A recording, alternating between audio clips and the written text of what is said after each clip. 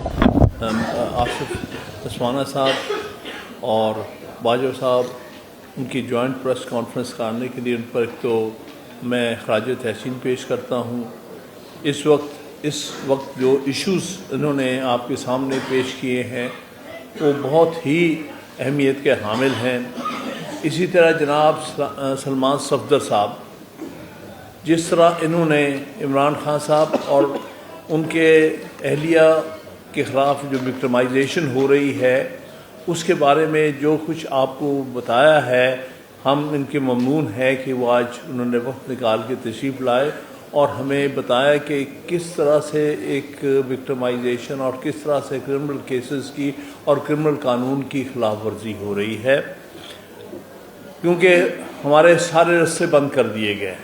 اس وقت ظلم جو ہر جگہ ہو رہا ہے اس میں اسی طرح ہمارے صحافیوں پر، ہمارے میڈیا پر انتہا کا ظلم ہو رہا ہے، جس کے نتیجے میں کوئی خبر جو جینوئن خبر ہے وہ باہر نہیں لگتی، صرف اسٹیبلشمنٹ ان کے پپٹس کی خبریں لگتی ہیں جو وہ جھوٹ بولتے ہیں اور کھلا جھوٹ بولتے ہیں۔ سلمان صفدر صاحب کی جو رپورٹ تھی اس کے بارے میں کوئی دو آرا نہیں ہو سکتی، بالکل ایکوریٹ رپورٹ انہوں نے داخل کی ہے سپریم کورٹ میں عمران خان صاحب کی آنکھوں کے عارضے کے بارے میں، اور اس کے بعد طرح طرح کی اسی رپورٹ کے اوپر غلط بیانیاں ہونی شروع ہو گئی ہیں۔ ایک ان کا وزیر یہ جو کہتا ہے کہ نہیں اس میں تو انہوں نے کچھ بھی نہیں کہا، حالانکہ انہوں نے واضح کر دیا کہ اکتوبر آنورڈ یہ آنکھ کا معاملہ سامنے لایا گیا تھا، لیکن 3 مہینے کسی نے اس کے اوپر ذرا برابر جو ہے دھیان نہیں دیا۔ نتیجہ کیا ہوا؟ وہ دائیں آنکھ کی 85% بینائی کھو بیٹھے ہیں۔ یعنی اس میں اس سے بڑی کرمنل نیگلیجنس دنیا میں ہو نہیں سکتی کہ ایک پولیٹیکل پرزنر کو آپ 4 مہینے اس کی بیماری کو اگنور کریں، اور یہ ان کی فنڈامنٹل رائٹس کی خلاف ورزی کی گئی۔ اب دوسرے معاملات جو یہاں پر ہمارے صدور نے آپ کے سامنے رکھے ہیں اور جناب پاکستان بار کونسل کے ہمارے نمائندے چوہان صاحب نے رکھے ہیں، وہ بڑی اہمیت کے حامل ہے، کیونکہ کراچی بار ایسوسی ایشن جو کہ ایک بہت ہی بہادر اور پاکستان کی ایک لیڈنگ بار ایسوسی ایشن میں سے ایک ہے، ان کا جو صدر ہے پچھلے 2 سال وہ منتخب ہوتا رہا۔ اس دفعہ پھر ان کو پتہ تھا، یہ جو پاکستان بار کونسل میں ان کے سہولت کار ہیں اسٹیبلشمنٹ کے اور اس کی پپٹ حکومت کے، ان کو پتہ تھا کہ یہ پھر الیکشن میں یہی ہوگا، یہ عامر وڑائش بڑی اکثریت سے جیتے گا۔ انہوں نے اس لیے ایک اپنے کسی خاص بندے سے کینڈیڈیٹ سے ایک درخواست 2 دن پہلے دلوائی اور اگلے دن 1 دن پہلے پوسٹ پون کر دیے بغیر کسی جواز کے کہ یہ بھی ضروریات پوری نہیں ہوئی ہیں۔ اس لیے اس وقت جو ساری کوشش اسٹیبلشمنٹ کر رہی ہے اور ان کے جو یہاں پر ایجنٹ ہمارے باڈیز میں گھس گئے ہیں کہ کسی نہ کس طرح سے ہم نے عدالتی نظام کو تو تباہ کر دیا ہے، ختم کر دیا ہے۔ جس طرح سلمان صفدر صاحب نے کہا، اسلام آباد ہائی کورٹ نام کی کوئی چیز ایگزسٹ نہیں کر رہی اس وقت، وہ صرف وہاں پر ایک ڈوگر راج ہے اور کچھ چیز نہیں ہے وہاں پر۔ اسی طرح سے اب ان کا جو ہم جو ہیں وہ ان کی نظر میں سب سے بڑے جو ہیں مخالف ہیں، اور انہوں نے فیصلہ کر لیا ہے کہ عدالتی نظام تباہ کرنے کے بعد ہم وکالتی نظام تباہ کریں گے۔ ہم نے ملک میں جمہوریت کا جنازہ نکال دیا، ہم نے عدلیہ ایک غیر جمہوری امینڈمنٹس لا کے پاکستان میں عدالتی نظام کو اور انصاف کے نظام کو ختم کر دیا۔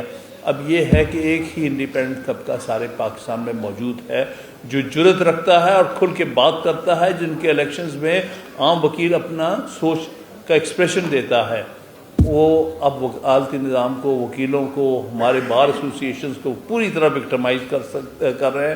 بالکل صحیح کہا چوہان صاحب نے، جس طرح پاکستان بار کونسل کے الیکشن سے پہلے منڈی لگی ہے اور ان کے ایجنٹوں نے وہ منڈی لگائی، اور جو کچھ ہم نے سامنے آیا کہ جو لوگ ہمارے ٹکٹ پہ الیکٹ ہوئے تھے ان کو کس طرح سے ڈرا دھمکا لالچ دے کے ان کے ووٹ حاصل کیے گئے ہیں اور جعلی اکثریت بنائی گئی ہے پاکستان بار کونسل میں. وہ ہارے ہوئے تھے لیکن یہ غیر جمہوری عمل کے ساتھ کیا گیا. یہی کچھ پنجاب بار کونسل میں کیا گیا, یہی کچھ سندھ بار کونسل میں کیا گیا. بہرحال میں یہ خراج تحسین پیش کرتا ہوں کے پی کے بار کونسل کو اور بلوچستان بار کونسل کے. وہ آج بھی بالکل انڈیپینڈنٹ طور پہ کھڑے ہیں اور وہ ان کے انفلوئنس میں نہیں آئے. تو کہنے کا مطلب یہ ہے کہ ہمارے نمائندگان نے بالکل صحیح بات کہی ہے. ہمارے لیے ایک بہت بڑا لمحہ فکریہ ہے کہ ہم ایک تو یہ ہے کہ ہم ہمارے بار ایسوسیشنز کی جمہوریت کو بچائیں. یہ ہمارے لیے بہت ہی اہم چیز ہے اور یہ ملک کے لیے بہت اہم چیز ہے. کوئی نہ کوئی ایک آواز کھڑی ہمیشہ رہنی چاہیے وکلا کی طرف سے, اور ہمیشہ رہی ہے. ہماری موومنٹس چلتی رہی ہیں. ہم نے ہر ڈکٹیٹر کے خلاف موومنٹ چلائی.